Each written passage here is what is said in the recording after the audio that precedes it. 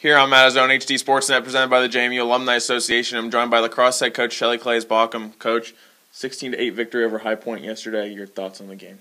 I was really pleased with the team effort from James Madison. High Point's a good team. They were giving us a really good game in the first half. It was tied 3-3, and we called a timeout, I think with a little less than maybe 10 minutes to go in the half, and just really tried to get the team to relax and focus them in on the strong play we had. Wanted them to really recognize the importance of finishing their shots. We had really won a lot of the possession, controlled a lot of the possession, had some really strong defensive plays, and just needed to finish our shooting chances. And I think that, I was really pleased with the way they responded from that timeout. They came out really hard, scored 5 quick goals to put us with an 8-3 lead at halftime. And I think from that point on, we really just had the confidence and the play to maintain that lead. 6 players scored multiple goals yesterday. Betsy Angel really stood out earlier this year. The last 2 games, she's been the leading scorer. From last year to this year, what progressions have you seen her make? I mean, it's been incredible. I was actually watching film on Loyola last night, trying to get an early peek at them, and Betsy played, and I don't know if that was one of the first games we had used her, but it was almost comical to watch her play in this game as a freshman, to see the difference in her play in 1 year. She's really working hard away from practice to become a more dynamic dodger.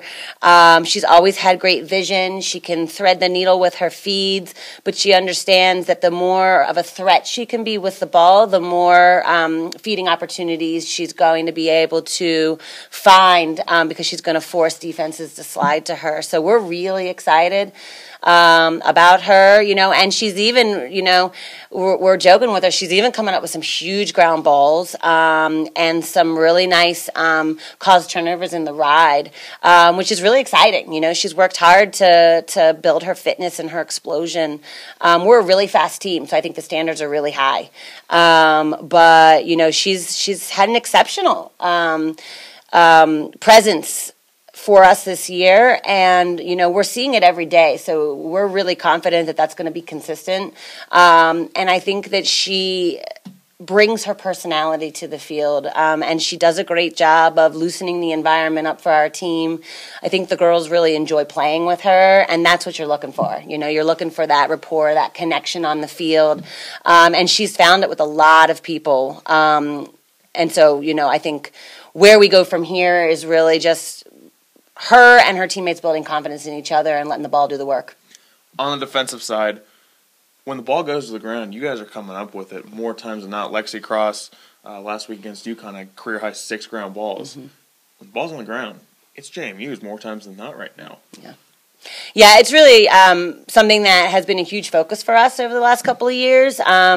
Historically, that's been JMU's ammo, and interestingly enough, Allie Kerwin, who represented the Israel national team in the World Cup 2 summers ago, was told time and time again by other international players what they see in the JMU athlete, and that's the ground ball prowess and the relentless approach towards winning that ball. And she was actually shocked by that statement because she hadn't experienced that in her time at JMU, and so she mentioned that to me. She commented on how important it was, as her being a captain, that we would find that again, and here we are today. I think that we're 12th in the country, 12th in the NCAA in ground balls.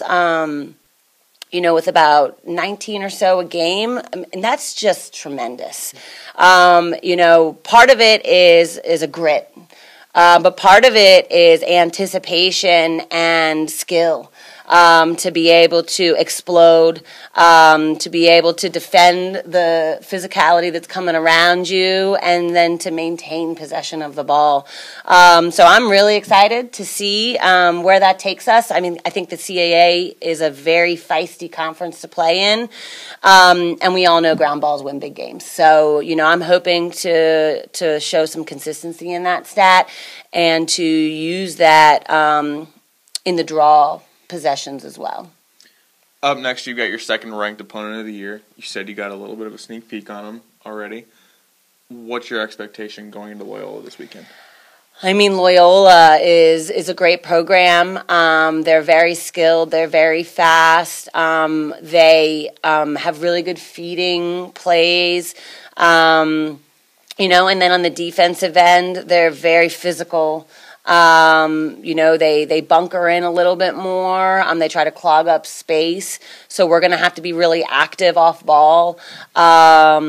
Their goaltending is strong, and their draw control specialist is one of the best in the country. She also represents the U.S. national team with Steph Finley. So, there's there's a lot of obstacles there. I think that we have shown really well against Loyola. I believe we've beaten them 3 out of the last 3 years. But there's no guarantee that it happens again this year, I'm just excited for this team to have another great, challenging opponent. We're really trying to keep the focus on JMU and, see what we're capable of. It will require us to play as a team, and we're going to have to take a lot of shots. But coming off of the High Point game with around 42 shots on goal, that's exactly the type of offensive unit we're going to have. And then just win the ball back, on defense, limit offensive chances, and on attack, give ourselves second and third chances. So I'm really excited. We love playing in Baltimore, and we love playing Loyola. So, it's a great opportunity for us to showcase our program in one of the hotbeds of our sport. Winners of 3 straight, JMU goes back on the road this Saturday evening at 5 o'clock to face Loyola over in Baltimore, Maryland, before hitting the road again next weekend against Richmond. Coach, thanks so much. We're looking forward to it. All right, Andrew.